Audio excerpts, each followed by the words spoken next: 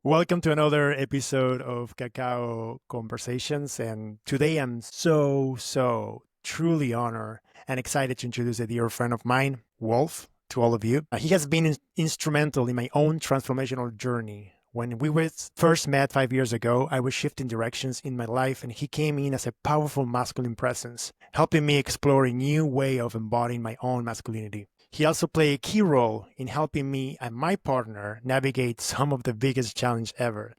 We did plant medicine ceremonies with him that allow us to deconstruct the ego and begin scratching the surface of our deeper potential. So that's why I'm so honored to have him on the show today. And his story is truly unique and one of that I believe will inspire many of you.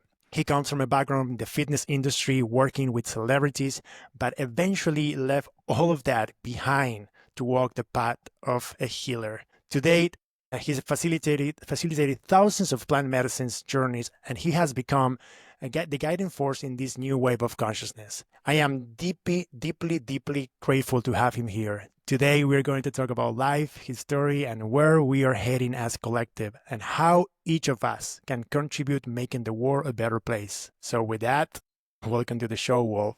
Thank you, brother. Thank you, brother. Honored to be here. Thank you for the request and taking the time to be together and connect and share.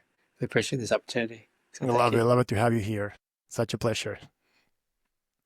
So tell me a little more about you, brother, and your credentials. And I want you to take over and introduce yourself. So background actually started out in sports medicine for 14 years, and it began in Arizona where I grew up. I had some incredible opportunities with sports teams and athletes, and the common folk as well. It was a really beautiful experience. And we began to recruit out to LA in 2008. Just happened to be the same year the recession hit, and we went for kind of this work for this bougie place in Beverly Hills, and we had to transform the space in much like a medical-based training center, like PPO insurance, sports medicine modalities, all these kind of fun things. And I managed the place for 5 years. And I began to hear a message. And the message was, you're supposed to heal from the natural remedies from the earth. And that was the message verbatim.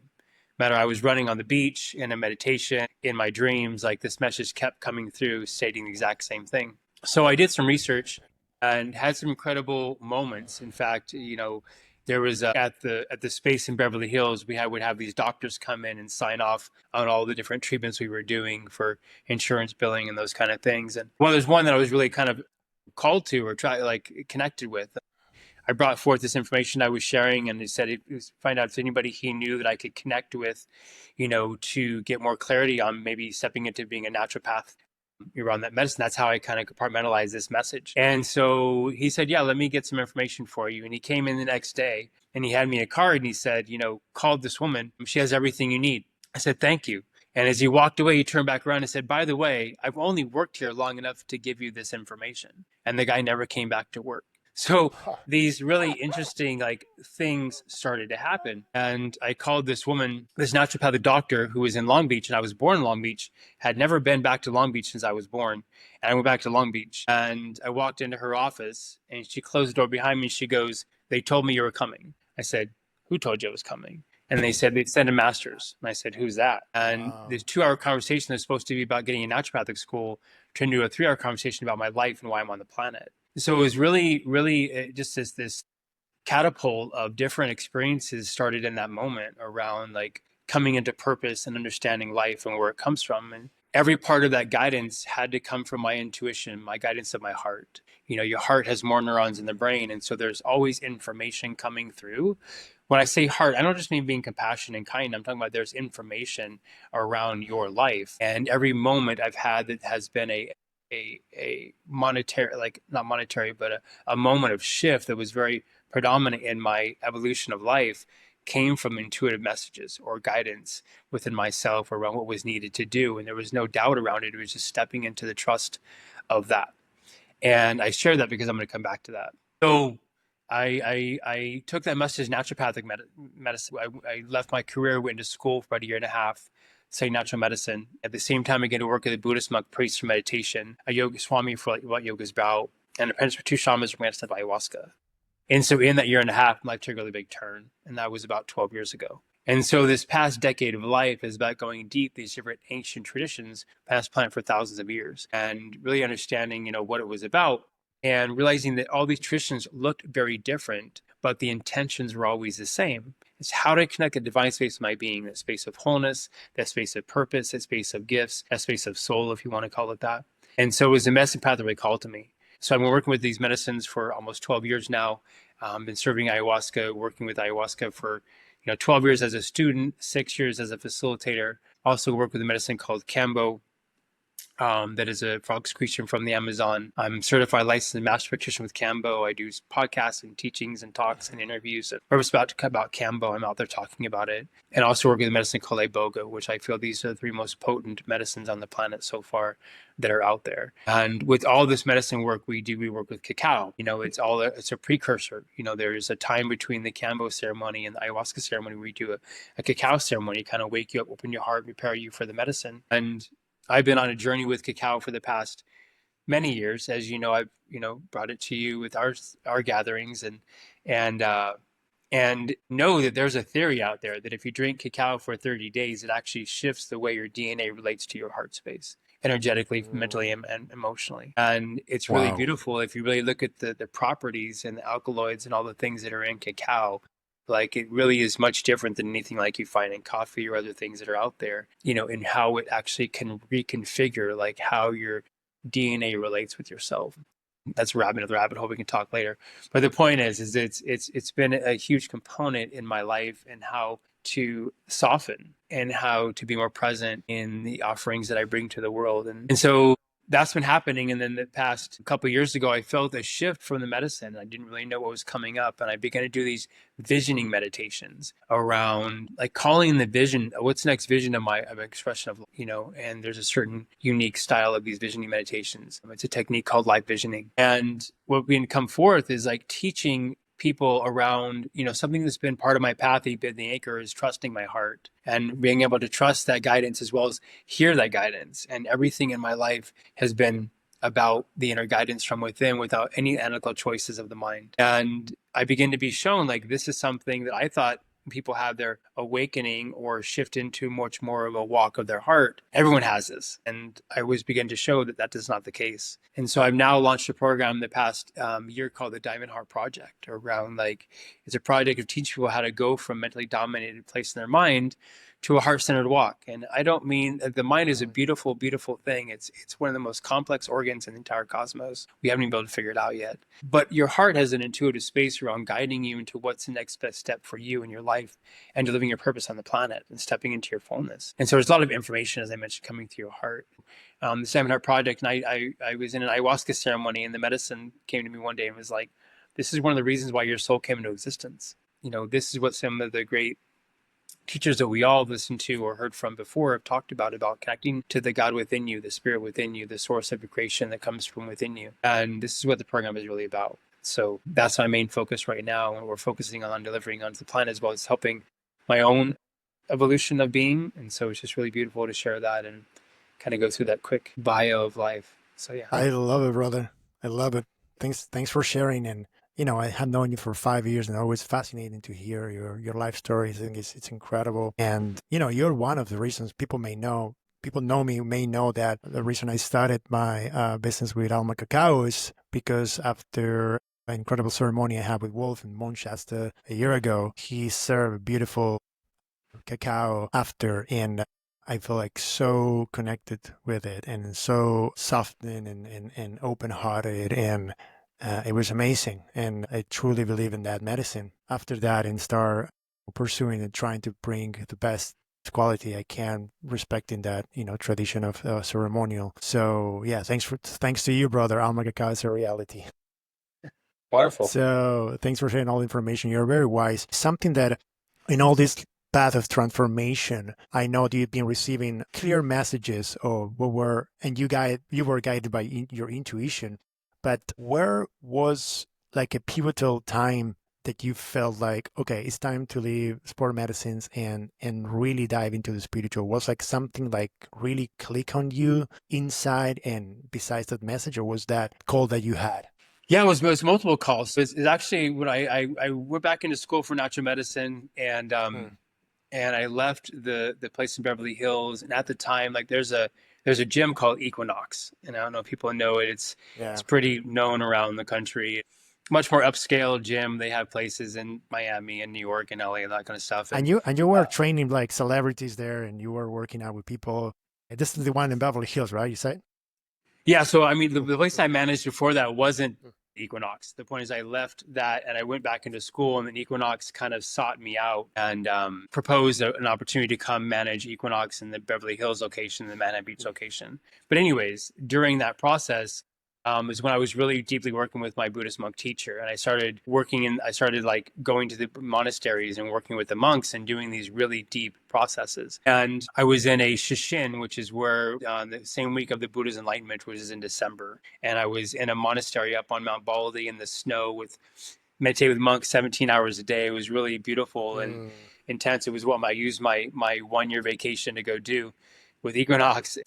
All of a sudden it's an open eye meditation, and all of a sudden this diagram like showed up on the floor of the monastery. It's like this like design, and the message was, that's the design of your healing company, or like what you're going to offer. It was And a sacred geometry. sacred geometry, yeah, it was called Spirit Phi, and it was just, I'm like, okay. And my son Yeshu was coming to me in those meditations too. This is a year before he was born. But anyways, it was the message I got was, we're gonna, when I say we, there's not some outside source talking. I'm saying like inner guidance was, you're going to know like when to leave this equinox, and when you do, you're going to start this right off the bat. And so you'll know. And within 2 months, like I was driving with one of the managers from the Equinox company in the car to a meeting, and it was like, this is that moment. And I was like, all right. And so I put my resignation like in while I was in the car with him and was out. And what's just interesting is like,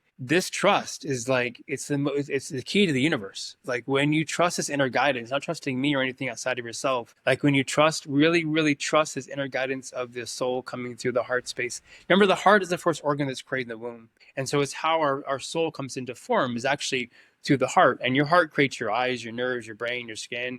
Every part of your being is created through the heart. So this is why the heart is so important in having a deeper connection with ourselves. And like, you just trust it, because it's everything in life is always happening for you, never to you, never against you, right? No matter how you choose to see things that are very traumatic or beautiful blessings, like it's all happening for you. It's all happening for your soul's evolution in the human experience. And when you can really step into the trust of like, when you're guided, now mind you, like the guidance isn't always things you want to do. There's many times you're guided to do some things you don't want to do. As many times you're guided not to do some things you really do want to do. But your responsibility, or anybody's responsibility, is to fine tune that connection, to really be able to hear that communication, because everyone has their own unique communication. Some people are audible, some people are visual, some people are somatic. Everyone has their own way of like connecting to that inner space, to their highest self or their purest being. And our job is to find out what that connection is. It's like, I love that. when I was a kid, we had those radios where you turn the dial, and the dial would go up and down trying to find the frequency of the radio. They weren't digital. You had to find their frequency. And so by doing your sacred practices, whether it be the cacao work, your meditations, your journaling, your yoga, your pattern work, like whatever else you're choosing to do as sacred practices, to come into that frequency of how you receive that inner guidance. And when you do, you've got to trust it. When I say there's no other option, I don't mean the place like putting you in a box, but like, what other option is there? Like you're getting guidance like every time. It's been 100% a point in time in my life for the past 13 years around like that inner guidance has always been on point, 100% every time, even when I'm like, really? And then you step into it and you don't know why. Like you're guided to always stop and pull into Starbucks. You want a coffee, and all of a sudden you walk into Starbucks and it's a friend you haven't seen for 10 years, or somebody you meet and like 3 months later you're doing a project with them. But if you wouldn't have listened to your heart in that moment to stop into Starbucks, that wouldn't have happened, right? So you listen to inner guidance always. And I love that. I think probably many people will relate about, synchronicities now. And that's so beautiful when you start trusting your inner guidance, when you're tapping into intuitiveness. And it's like when all the things start appearing in your life, right? Synchronicities, people that you met in a coffee shop, that they're friends I haven't seen for 10 years. It's so good. I think many people are lost in these days, not knowing how to connect with that heart, with that inner guidance. And there's a lot of things out there distracting us to connect with it. So sacred practices, meditation, and also I want to talk more about the medicines that you offer that also can help to clear that external noise, right? That our ego, that it's somehow conflicting us to be really in the present moment and connected to the heart to be guided with the truth. Yeah, I know that, brother, and I want to let you share that. Many people want to hear about the different medicines that you offer and the different aspects that can help, not only to help humans heal part of their heart or also consciousness, but also part of their body, right? Physical Right. regeneration, like talking about Kambo medicine and other type of medicines that you offer too. So I let you share what are the medicines that you offer, brother, and how it can change people's life. Yeah, I'll put them in order because they kind of connect. Yeah. But know that every medicine that I offer has come to I to serve it, and it's requested me to carry that medicine. My lineage is Cherokee on both sides of my family, and I've had many lives as past medicine men in my native heritage. And how it really works is the medicines pick you, around the medicines you're going to carry. I'll weave that in the story. But the three medicines, if we were to label them, that I predominantly offer are Kambo, which is the frog excretion from the Amazon, Ayahuasca, and Iboga. So with the Kambo, we'll kind of talk about that for a moment. Kambo is a frog excretion. If you look it up online, again, it's Kambo. You're going to find it listed as a poison or a venom. It's not that. It's a secretion from the back of the frog. And so, first of all, a poison is something that you bite and it lowers your biological system. Venom is something that bites you and lowers your biological system. And so it's proven with Kambo that it's made of 11 bioactive peptides and 3 of them are neurological. And so when Wow. Kambo comes in the body welcomes it very quickly because he's something already part of the system. The molecule structure of Kambo matches your saliva. So it has the ability to go right into the center of the cells and it pulls all the bad bacteria, all the PTSD, the trauma, the trapped emotions, limited belief systems, like whatever the cells are holding, it pulls it out and it puts good bacteria back in the cell and it reseals the cell. But it goes to the entire body in 40 minutes, as you've experienced, right? And so it's an incredible detox, but not just physically or neurologically, but energetically and emotionally, mentally as well. And remember, we're multidimensional beings. Like you have an emotional body, mental body, energetic body, and physical body, and they all relate to each other. And so when a lot of times people think that they're going to be doing some healing, it's not that we're trying to heal anything. We're not trying to fix anything. There's nothing about you that's broken. What we're looking to do is clear some things. We're looking to clear some trapped emotions, clear some limited belief systems, and realign those four bodies of how they relate to each other. Like in the native language, you say "Aho mitakiase." It's about like all relations. It's not just relations from races, but it's how do your organs relate to each other? How does your entire being energetically, mentally, emotionally, and physically relate to each other? How do you relate to your partner? How do you relate to your friend? How do you relate to a stranger? So it's not just in physical relations, also like within yourself. And so this Kambo helps really that relationship come back into alignment with each other. And so on a medical standpoint, and this I'm not making a medical claim, I'm telling you as a master practitioner what I've seen in 8 years. I've seen Kambo overcome AIDS, HIV, STDs, autoimmune diseases, stage 4 cancer, Lyme disease, Alzheimer's, dementia so far. It's really powerful and potent in the way that it is. It's also indigenous-based medicine. And so it's a different application of how you receive the medicine. It's a frog excretion. No, the frogs are not harmed to receive it. In fact, the natives that we get the medicine from, the Matsi tribe, talk about how they do this mating call, and the frogs come down. They're boreal animals or reptiles that come down from the top of the trees, and they offer their medicine. They don't even touch the frog. They believe that all of nature is God, and so to harm a frog would be to harm God. And so they try not to even touch it. And they carry it over in a leaf. They take a bamboo stick and they just scrape the secretion off the back of the frog. The frog has 2 layers of the secretion. They only take one to honor like the frog of what it needs for whatever it needs for its daily life. And it's blessed. And then it's released. And then the next frog is brought over. So it's very, very Wow. sacred in the way they collect this medicine. But how it's applied is that you have to burn the skin, like the size of like a marker dot, not a brand or not a seer. Is taking an incense stick and just flicking your skin like a tenth of a second to get the first layer of skin off. Goes to the epidermis layer of the skin. And then the medicine is like very sinewy, like rubber cement. and we put the medicine on the size of like a marker dot or size of like a lentil or a BB, and it goes on the burn. That's how it gets in the system. It goes right into the lymphatic system. And so it's a 40-minute process. You begin to feel really hot the first 5 or 10 minutes. The process, I'm not going to go through the process, but the point is like, this is how it is. It's only 40 minutes, but all of this, it cleanses all the cells within 40 minutes, and you're going to feel uncomfortable for a short period of time. You're also going to purge those toxins out, but it's going to be, I've seen limes clear in 2 sessions. Somebody, they claim the limes can't leave the body, and I've seen people test negative for limes after 2 sessions. They see people clear in 2 to 5 sessions. I've seen herpes clear in 4 to 7 sessions. These are things that people claim that never leave the body, and we've seen people go from testing positive, testing negative with it. So it's really beautiful in how it works. And these are all intentions-based medicines. Also, they're all conscious-based medicines. In fact, they all have a consciousness to them. They come from a living organism. And so when you work with a conscious-based medicine, it's always different because it meets you where you are today. And like where you are tomorrow was somewhere different. And so your experience with Kambo, Ayahuasca, Iboga is always going to be different every single time. So when you hear people's report around what their experience was like, you can't really take that into consumption because it's that their experience, and it's always different. It shows up every different time. Even myself working with it for the past 8 years, it's always different every time. I just sat with it past weekend, and it's different every time. Brother, how, And how many so times you have practiced yourself Kambo to with yourself? Kambo, Yeah, wow. to yourself. The trainings we do it probably every day for a week, and I've been to 3 different trainings, so there's that. And then I probably worked with it once a month on the average for 7 to 8 years. Oh, that's amazing. I'm just sharing that because there's a lot of skepticism about Kambo, and it's like something that you take like as a reset that you do it like almost like every month. Preventative, And yeah. preventative, right? And wow, I love that. I have to share a little about my experience about Kambo with you, brother. It was amazing.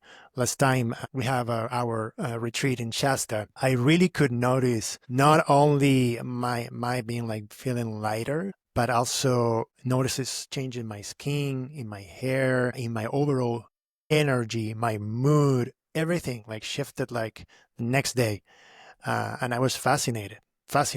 Wonderful, yeah. Yeah. And I mean, that's, that's one reason why. The tribes work with it to raise what they call panema, which is they consider dark energy or bad luck. Either way, it's an energetic cleanse of the system. You also need to overcome malaria, venomous snake bites. They use it for sexual attraction in the tribes. Use it to increase fertility. There's many different reasons why the tribes use it. It's considered their aspirin. They start giving it to children at 3 or 4 years old as like a monthly preventative, just like to clear anything that comes up. I've had my blood looked at by a naturopathic doctor, a friend of mine here in town in Ashland. I just went in a couple years ago just to hadn't seen a doctor in a decade plus, and I was just wanted to see what was going on. And he does a special thing where he pulls your blood while you're in the office and puts it under a microscope and looks at it with you in the office and begins to show you what's in your blood. Like, okay, this is your liver. This is like the bacteria in your liver. This, he shows you on a screen in his office, like what he sees in your blood, like live. He said the quality of my blood was off the charts, because usually when they pull the blood, they put it on a little film and they put it on the microscope, and usually that stuns the blood, like coming out of the body into oxygen. And my blood didn't skip a beat. The white cells and everything were just moving around, going after bacteria, doing whatever they want to do. And it wasn't, I didn't have some bacteria like in my liver or that kind of thing, but the pound is like the quality of my blood was something he had never seen. And I credit that all to Kambo, wow. for that beautiful thing. And the beautiful thing about Kambo is it's made of peptides. So there's no foreign substance in Kambo coming into your body, right? So I've never had anybody over the course of 8 years regret doing it.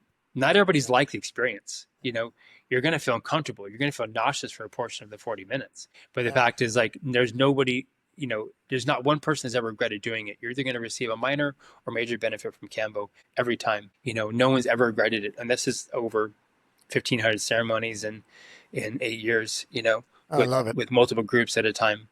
I think it's so interesting. People like nowadays doing a lot of peptides, looking for longevity and healthy hacks for improve human health conditions. A lot of people buying peptides from pharma, and many of those pharmas are not really pharmas. They are like third-party companies that we don't know. How good these peptides are and the standards they're using, what type of chemicals we put in your body. This is like the real thing. We can totally get all the peptides we need in our body from a natural substance that Yeah, this frog is given to us, totally. and through a ceremony too, like having a guided intention of what we want to leave behind and healing our body. I think it's beautiful. But brother, I want to ask you something about how do you know about what is the right, which is the right medicine for the people, right, in their healing journey? Because some Yeah. don't know where to start. And I'm thinking about the masses, like it's Kambo for me, it's mushroom for me, it's Aya for me. And many people hear about, well, it's the call. And when you feel the call about it, but what you can share about your personal experience that will say that this is, the time and what's the right medicine for each individual. Yeah, great. I mean, they all have different consciousness. Like, I want to come back to the peptide thing with you real quick. Like, one great thing that Big Pharma has done is they saw Kambo and they're like, oh, we want that. And Oh, so actually, the reason why we know what the peptides are in Kambo, like there's certain peptides that specifically in Kambo that help reverse cancer. There's certain peptides in Kambo that help specifically reduce candida. There's certain peptides that specifically work with AIDS, and we know that because Big Pharma's took Kambo and broke it down and discovered all the different peptides. Put the finances and the research around breaking it down to finding out what peptides were actually in Kambo. That's how we've known the information, which is really beautiful. But what happened is they try to synthetically create all those peptides and recalibrate and recreate Kambo synthetically, and nothing was happening. And so because they couldn't recreate it, they washed the work on it. It's amazing that when they try to recreate it, that they can't. And so it needs the consciousness of the frog to do the magic of what Kambo is looking to do. But know that because they couldn't recreate it, there's some propaganda out there. And so if you come across, if you want some things to read about Kambo, I have things to send people via documents and podcasts I've done and that kind of stuff. Not just my opinion, but like information around this medicine scientifically and all that kind of stuff. But if you go online, you're going to find some propaganda. Just want to let that know. But either way, when you work with these medicines, to come back to your question, like if you go to work with ayahuasca in the Amazon, most tribes that serve ayahuasca serve Kambo. And their belief is that you're going to go to God in ayahuasca. And so you need to be cleansed for that process. And so they serve Kambo with the intention of cleansing you energetically, mentally, emotionally, and physically, so you can go into your ayahuasca experience clear, right? And so you can connect deeper to the process. You go to Africa and you sit with Iboga, they're going to have you drink a tea that basically does exactly what Kambo does. It's going to flush you. You're going to be purging. And number two, like it's going to be cleansing the system because the same thing. They believe you're going to go to the ancestors. And so you need to be cleansed to go to the higher dimensional realm of understanding. Either way, there's a cleansing process that goes into this, just to cover the other two medicines real quick. 8 years ago with Cam, my mom passed away. Not from Kambo, but she passed away 8 years ago. And then 2 months later, I had the first opportunity to sit with Kambo. And I did. And it was a really cool experience. And then 2 nights later, she came to me in a dream. And she looked at me and she looked down. She looked at me and she looked down. She looked at me and she looked down. When I looked down, there's a frog at my feet. So I knew in that moment you can investigate this medicine. I went like a 9-month journey, different practitioners, sitting with it, understanding the medicine, decided to become a practitioner. That was 8 years ago. And now I went through all the different portals and understandings and teachings around becoming a master practitioner of Kambo.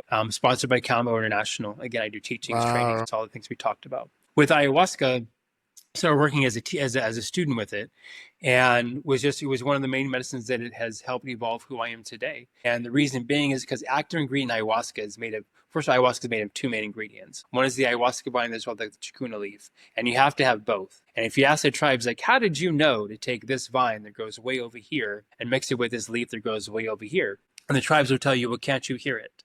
And you say, well, hear what? And they say, well, they sing to each other. So that's a connection they have to the forest. And so they took these two beautiful offerings of the forest and put them together because they were singing to each other and made a brew called ayahuasca. And the active ingredient ayahuasca is what they call DMT. And DMT is what they call the spiritual molecule or God molecule. Every living organism on the planet, including you and I, have DMT in our systems. When you go into a deep REM sleep, you have a small secretion, which allows you to go into a dream state. When you take the last breath as a human, you have a large secretion, which allows your soul to leave your body. So this is proven. You can look up DMT online. This is not like a theory. This is proven. It's considered the God molecule or the spiritual molecule. So when you drink the tea of ayahuasca, you have this portal open up and you have an ability to go into what you might call the God consciousness or the God intelligence or the heavenly realm or your highest self or higher dimensional state, whatever reference you want to have for it, this is what ayahuasca allows you to do. And so it's similar to like a near death experience without the trauma of the death part, where you can go into a higher dimensional realm of understanding, get more information about yourself or about what your purpose is, why you're on the planet, energetic upgrades, biological shifts, like all the different things that you might receive from the higher dimensional realm of your being, and then bring that back into yourself and then integrate that for 4 to 6 weeks after the ceremony as you step into a more pure version expression of who and what you really are. And so this is something that I've been working on for 12 years. I'm not looking for a goal. It's just I feel called to the medicine. And I worked with it for 6 years, facilitating, meaning help assisting in ceremonies with a teacher and those kind of things. And then in meditation, ayahuasca has a very divine feminine essence to it. It has this feminine energy around the medicine. When you're in the medicine, it feels like a very big hug from the mother or grandmother. And so ayahuasca is considered what they call the mother or grandmother in the medicine world. It's considered the grandmother medicine. And this energy came to me in a meditation and said, it's time for you to serve, about 6 years ago, and had this epiphany. I was actually being groomed to serve this medicine without knowing it. And so it showed me how all these different experiences I had is actually being groomed to serve it without knowing. I didn't know I wanted to be that guy. And so when one of your greatest teachers asks you to carry it, you say yes. And so that's what ayahuasca is, and that's how it came about. And that's why I carry it, because it asked me to, around that concept of understanding. The third medicine that is very present is what they call Iboga, and it comes from Africa. It's considered the grandfather in the medicine world. It's also considered the root of all healing. It's a 36-hour experience. On a scientific Wow. level, Iboga reprograms your entire limbic brain in 36 hours. So it's made its name in addiction. You might hear of Ibogaine or those kind of things. And so people who might have a 20-year addiction to heroin will come to Iboga once, never touch it again. Grandmother ayahuasca is very loving, very heart-opening. It's a heart-based medicine.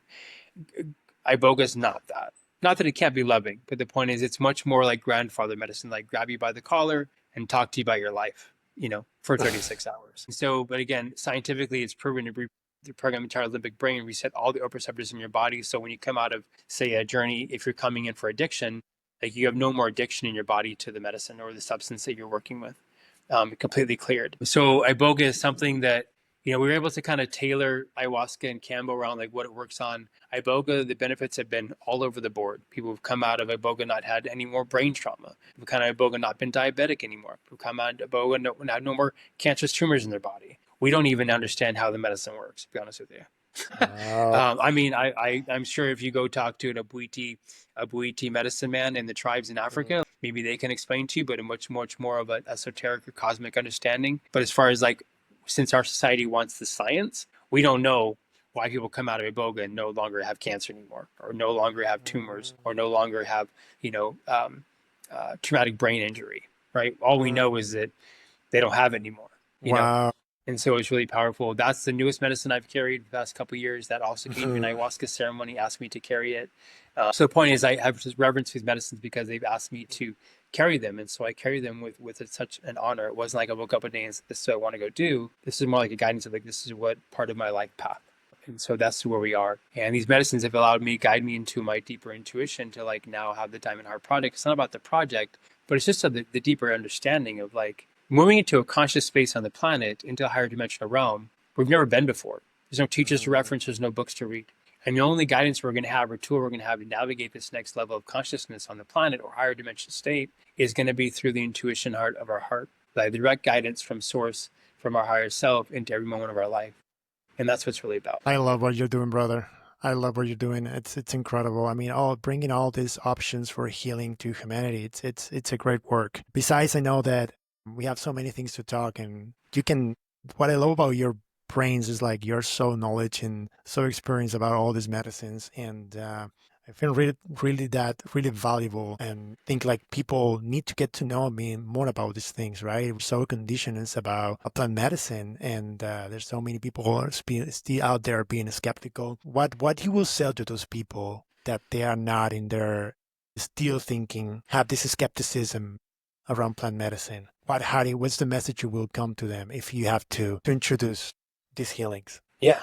I mean, that place we talked about around the heart is like, this is your inner guidance. And so I do connect calls with people every day around like just getting them more information. Just because somebody wants to receive more information around Kambo, ayahuasca, Iboga doesn't mean that they don't have to be committed to doing it. It's just about getting some information around like to make a conscious choice.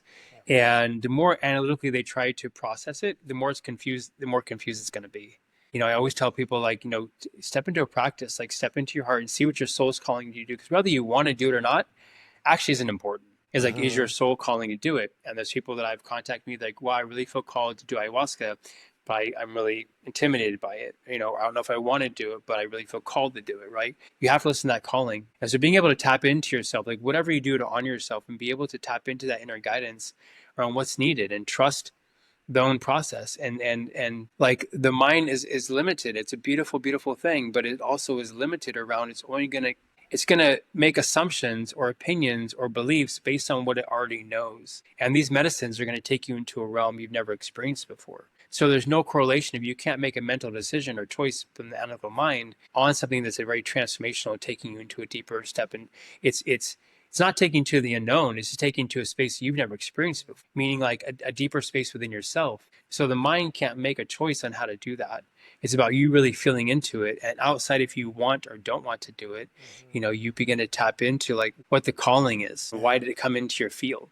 There's a reason why these medicines come into your field. They also have a consciousness in them. So like somebody wants to work with ayahuasca and they go ahead and commit to doing it before they even come to ceremony. Medicine starts working on them. The ceremony is the completion of the process, not the beginning of the process. So people commit 2 3 weeks ahead of time. They start calling me like, hey, this week I've had really challenges with my partner, or I start doubting myself, or I'm questioning my job, or I'm doing this because the medicine is already begin to configure with you. It's already begin to work on you because it has a consciousness to it, and you've already made a choice or a decision to move forward in communing with it. So it starts working on you before you even show up to ceremony, right? So it's really about going in with yourself and finding out what's calling to you. And if you don't know what's calling to you, then there are some tools or some practices you can do. It's going to be, the anchor to all of it is going to be your sacred practices. Like you'll come Yeah. in and have a much deeper experience with ayahuasca if you come in with some kind of sacred practice, even if you just meditate 1 minute a day. Like having something that you know how to center, you know how to ground, you know how to connect. Like it's much more beneficial for you. Because if you don't, you're going to come in, it's going to be like electric wire that gets cut and just flopping around everywhere, like electricity Mm-hmm. going everywhere. You're not going to really feel like centered and be able to receive this information because it's very elevating, like energetically and tuning in. And sometimes there's such an amount of information coming through about you and your life that you need to be able to harness and hold yourself for a moment while you're receiving all that information. If you don't have a practice to return to, breath work, Yeah. meditation, whatever it is, it's gonna allow you to like navigate that much more centered. And so I would always guide people to go into your practice, whatever your practice is. I don't care if it's dancing in the woods naked. I don't care if it's meditation. I don't care if it's breath work. Like go into somewhere where you feel connected and begin to ask yourself, like, what medicine is calling to me? Or put it in your hands, like, okay, ayahuasca is a yes, ayahuasca is a no. And then you ask the question, should I go to ayahuasca? And you'll feel which hand gets heavier or feels lighter or whatever, however you define that clarity or guidance. Like, Mm-hmm. but begin to trust yourself on that inner guidance. And I always tell everybody that go into your practice, find out if this medicine is calling to you, Yeah. and then let me know. You know. And I love that because what I wanted to ask you, it's the reason I ask you that is because we see today a lot of practitioners offering Kambo, Aya, and I think also, as you mentioned, this is sacred medicine and it has its own consciousness. And I think when things start getting commercialized and there's a business now behind, it's just no more consciousness. I see a lot of people also having like bad experiences and then I feel like it's so important to go in yourself and just go to back to your sacred practice, whatever they are, right? And guide your heart from there. And it's like, okay, I'm feeling the call to do this. It's really what I need. And then do the work, like just do the work and trying about researching about knowing where you're gonna put yourself, which environment you're gonna put yourself, who's the practitioner, what's his history, right? And that's why it's so beautiful now interviewing you because you're my brother and I know that you're legit, you're authentic, and then you really guide this practice, this sort of inner purpose, intention that it's to heal humans. So what do you think? Medicine changed a lot since the last 10 years. Everybody now is more much aware about all these modalities, healing modalities. How do you feel like where is human consciousness at this moment with all the shifting that is going on and all this revelations about the medicine and the power of healing the head. So what do you think about that? Okay. Well, to give some scope, like some understanding is that that remember that 2012 calendar thing that happened back in the Mayan calendar where they people interpreted as like the world was going to come to an end. It wasn't the world coming to it was the dimensional phase we were in was going to come to completion. And so the human species was born to the third dimension, and so we only know the third dimension. That's where we come into light. A two-dimensional being is like an animal. It has a two-dimensional realm of how it connects. Yes. One-dimensional being is like a single-cell organism. And so the human species is born to the third dimension. So but that has come to completion. Know that, 3D. Go to a 3D movie and it seems really real, right? Now there's 4D, right? We're moving into a different space. The goal of the third dimension is for consciousness or spirit to become aware of itself. And so you had great teachers. You had the teacher like the Bodhisattva, the Buddha, who came and taught third dimensional awareness. He taught that everything we are is connected on this one energy, and we're all a part of it. His teachings were much more deeper than that, but the point is, like in a gist of a summary, his teachings were about like this connection to this source that all that is, right? And then you had a fourth dimensional teacher come, Jesus the Christ. Now, there's many teachers between them and after them and before them, but the point is just these are ones just to highlight. And he was a fourth dimensional teacher, right? Now, remember that Christ was not his last name. It was the consciousness that he was teaching. He was teaching the Christ consciousness. And his basic teachings were about like, now you understand that everything's connected off this one energy. Now we're moving into understanding what the frequency or what the source of this energy is. And the source of this energy or the software of this energy is called unconditional love. I mean, in fact, it's an energy always giving back to itself. Now, we might call it unconditional love. Other planets might call it something different, but either way, it's an energy that's sourcing itself. It's always giving back to itself. And you see how Unlimited. it shows up. Like you cut your arm or cut yourself, all of a sudden within 7 days, that cut's no longer there. Your body unconditionally loves itself. And so expression of love, like an action or Wow. those kind of things, or compassion and kindness is all part of it, which is fine, but we're not really talking about. We're talking about understanding how the energy works and how it operates. And so we're moving into the Christ consciousness. We're moving into the fourth dimension. Everyone's talking about the fifth dimension right now. But to give you understanding, just like when you're in freshman year in high school, you're always learning what you need for sophomore year. So right now in the third dimension, we were learning about what we need for the fourth dimension. As we move into the fourth dimension, moving into what we need to learn about the fifth dimension. So we're always learning about what the next dimensional phase is. But what's really beautiful about the human consciousness is this is the biggest shift in human consciousness we've ever seen before and Wow. since the beginning of the species. We've never gone through a dimensional shift. It's the Super Bowl of human consciousness. And so there are trillions of souls that wanted to be here for this opportunity, but they weren't allowed to be because they weren't evolved enough. So the ones that are here because they know how to do it. Either you've done this before in other dimensions on the universe, as far as shifting dimensions, or other planets, or other places, or your soul is evolved enough to whatever gifts and talents you brought that you can design for your expression are here to help that shift from the third to fourth dimensional phase. And the most amazing, incredible part about all of that is that before our last breath, we will see a dimensional shift. Our last breath will be taken in a different dimension than that we took our first breath in, which is incredible, right? To be able to be the pillars or the guides or the support for all of humanity to shift into the next level of consciousness. And so that's where we are. And so, but know that for that to happen, all the foundation of the third dimension have to unwind. Belief systems, structures, all these things of how society was built in third dimension have to unwind to build fourth dimensional structures, to build a fourth dimensional consciousness as far as how we hold it in society. And so there's two things happening at the same time. I've been blessed to have two children.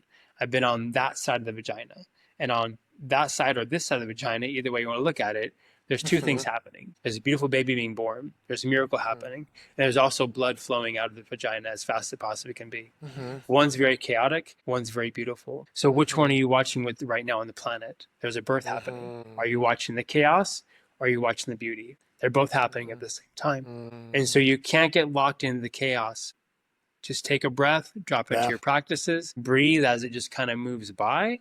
To see the beautiful birth. Because the more we hold on to the chaos, the more it's going to limit this process or take longer. Wow. Right? And so everyone's guided to step into your practices, step into your gifts, find out each one of us has a very unique frequency of who we are. Every single source of creation, maybe every single animal, plant, snowflake is very unique to itself. And so your only job is to go within yourself and find out what unique gift and talent you brought to this planet to help this process. Right? And that's the entire thing around all of it. So that's where we are. And right now, you're either going to be propelled by pain, pushed by pain, meaning challenges in life that are very hard to navigate and challenges to then get you to be pulled by a vision, right? Like, so the sooner you can come into the vision of your life and why you're here and begin to discover what your purpose is or what your gifts or talents are and begin to express that, you'll begin to watch your entire life configure around supporting that expression of life. And your lessons, challenges in life will turn more into like moments of growth compared to like resistance, right? And so that's where we are. I And I know love that kind of it. took you out for Cosmos for a moment, but like that's just where we are. If you understand like what's really going on here, you know? And it's beautiful. And I believe the same thing, brother. I think like every time that we are, the light is meant to be revealed, all the darkness too is going to start shining. And that's the pain that you were talking about. Probably people is experiencing more pain than ever. In these times for changing is like just the pain is there just to show us the process, that the things that we need to let go in order to transform the consciousness and to elevate. We need to let go. That's what a lot of people are looking for these medicines, because they can teach us. They are the biggest teachers that we can have. That is going to show us what, what's the material war about. Right. And then we need to, the more we attach to that material war, to that egoistic center, we're going to suffer more the shift, because the light is going to keep coming. We cannot stop that. It's like the sun. It's always coming. And we can put the shades off and everything just to block it, but always going to be shining. And in this moment, humanity is raising the frequency, raising the consciousness, and the good thing about it's available for everyone, right? Even if you don't want to do it, you're gonna feel like you're gonna experience this because it's going on, it's happening. So thanks for sharing that, brother. Really put in perspective where we are now. And I have, yeah, I was saying, and how the medicines fit into it is that I know yes, you asked me this earlier, is that we're taking, like, if you were to walk up a flight of stairs and you get to a stair that's 3 times the size of the one before it, you're going to grab the railing, right? To probably step over that big step. And so as we take this next huge shift in consciousness, the railing of these medicines, it's not always going to be about ayahuasca or Kambo, Iboga. yeah, But right now they're really coming in to help support this transition over the planet as we take this next big step, into a higher elevation of our being, and the railing of the medicines, so that's how they fit in to the whole process. They just help guiding us through this kind of transition into one phase to the next. Like, like you already noticed it. People are starting to do a lot of breath work and like have the same and have very much transformational experience. They're like, wow, this is very much like my ayahuasca ceremony. This is like my such and such ceremony that they're having in breath work, right? So it's like, yeah, they're not transitioning out yet, but the point is like, we're trying to begin to unlock or move into a tapping. space of like realizing that we're moving into a space of like, now that these medicines have helped us, support us, kind of guide us into this next evolutionary phase, that we can be kind of navigate on our own, on some level. But the medicines are still very present around this process, and it's amazing that things like, even there's government officials in Texas and they're like working on getting Iboga legalized. Ayahuasca's kind of been left alone in a beautiful way. Kambo's legal, just around like the process, and people are just, kind of starting to come into more of awareness. And there's nothing to be skeptical of around these medicines. If you're more than welcome to be inquisitive and curious and have some questions, and I love talking to people who aren't judgmental, who just want to Yeah, have some questions, be like, hey, this is my concern. They're having some concerns. This is my concern yeah, about this. Fair. Let's talk about that. There's also contraindications with each one of these medicines. They're yes, very important to know as a facilitator. And I can always talk to people around what those are, medically and energetically, or the people that aren't called to use medicines and why that would be. yeah, So it's important, but around like, I'm not here to come over to help somebody get over their skepticism, or over their judgment. That's on them. But getting you more information and have some more deeper understanding around how they work and how it could benefit you or not. yeah. And one of the things that I love about you, brother, and probably people may not know about, one of the most important part of the process of doing plant medicine is the integration process, right? Mm-hmm. Because all these things that we have, all this medicine we're taking is just, like you say, brother, it's just helping us to be like the creator, feel that unconditional love, and connect with that universal intelligence. We can feel the light. Then that's beautiful. But then when we come back to the world, we need to keep doing the work and have some like ritualistic sacred practices, spiritual practices, to understand the things that we need to work in this life to elevate our consciousness, to be in the light all the time and not needing to take any plant medicine, right? Or take it as a different way. I mean, it's like the work needed is it's fundamental, and that's something that you do really great, brother, integrating after any practice that you do, right? You have conversations, you follow up with them, with all of them, and then you integrate what's going on in their life and after what happened, after the visions or the feelings they have after that experience with any of the plant medicines you serve, right? Right. Yeah, I mean, I offer 4 weeks of integration post any kind of offering that I offer, and I feel that's partly my responsibility. Mm. There's some facilitators who charge for that. I don't do that because I feel it's my responsibility to support that process. I also have many friends who've gone to the Amazon, sat with ayahuasca for a week, had a beautiful experience, and they get put back on a plane, come home, and there's no support, like all these aha moments, all these epiphanies, the visit with their grandfather, or the clarity about your life, or vision of something in your life. How do I integrate this back into my being energetically, mentally, emotionally, and physically? And so there's many integration tools that we do or talk about, like as we walk out of the retreats, as we walk out of the ceremonies, it'll be one-on-one groups. And then we do 4 weeks of integration support with me and each person, over the course of 4 weeks, everything from one-on-one integration calls to group Zoom calls as a group, if you sat with a group, and some tools and tips and tricks and beautiful ways to like integrate this back in the body. It's like a snow globe that's been shaken up, and all of a sudden we need to Yeah. let everything settle back in and like begin to like bring some more cognitive understanding around our experience and like what was shown, what was given, what was offered, how we integrate this back into our life. It's the most important part is the integration after the ceremony. Wow, I love it, brother. I want to start wrapping up this because we have so many things that I can talk about. You and ask you. Yeah, you already share the amazing transformation that you have experienced with all this plant medicine and life transformational things, like from diseases to spiritual awakening.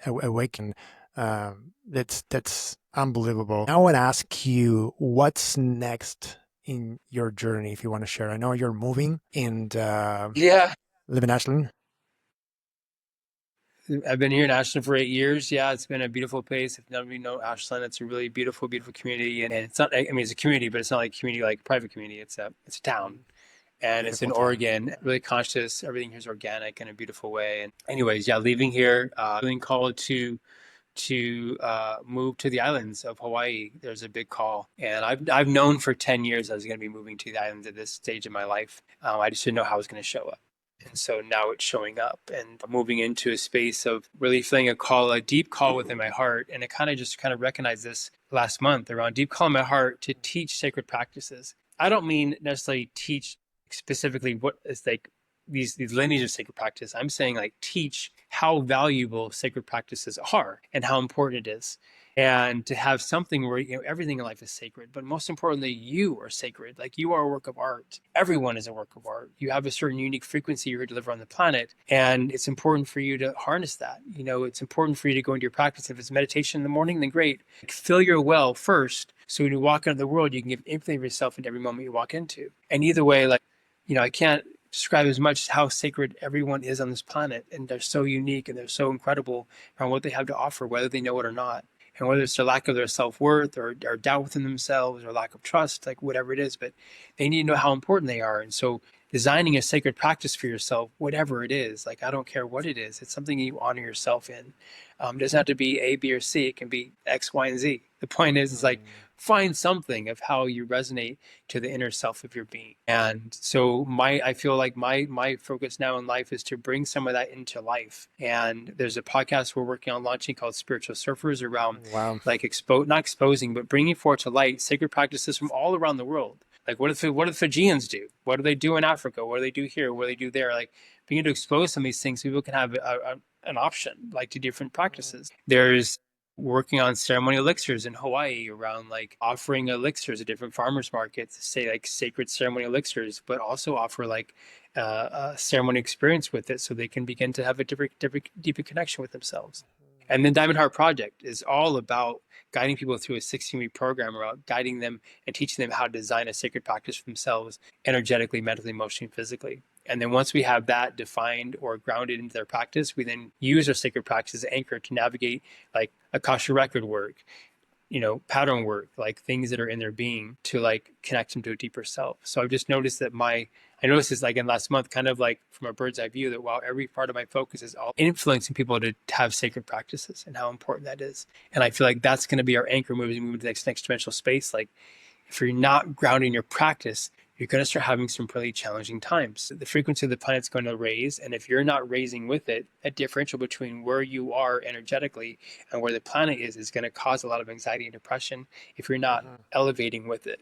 I'm not putting Yeah. that on anybody. I'm just letting you know, like, the more differential you get between the elevating the frequency of the Yeah. planet and where you are, the bigger that space is, the more uncomfortable you're going to be in your body, hands down.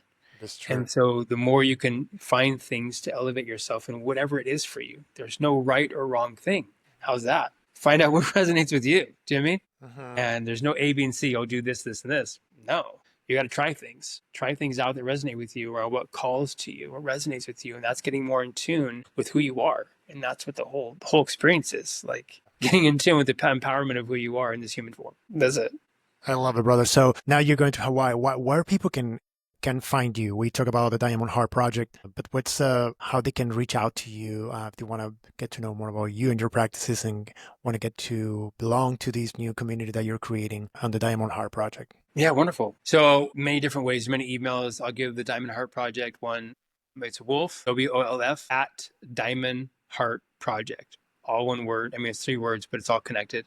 Diamond Heart Project .life, LIFE. Wolf at Diamond Heart Project .life. We're launching the platform for it this month. We've already done 2 different rounds with it, which is really beautiful, but it's going to be Mhm. fully online and present. There's also Diamond Heart Project Facebook page around where I offer certain teachings um, and all of that. And then also, if you're looking for ceremonial work, I travel 1 to 2 weeks out of the month all around the country and serve retreats and gatherings all over. If you want to plug into one or get on the newsletter, you can just send me an email and I can plug you into the group. I also love connect calls. If you just want to get some more information, be like, hey, I heard you on the podcast. Can we schedule a call? Beautiful. I do them all day long, every day. Either way, I love connection as far as one-on-one or conversing like this. So it's always best more than email or anything else. But whatever way you choose to connect is great. Brother, thank you so much for sharing all your wisdom and knowledge. I really felt the call that we should put a retreat together soon.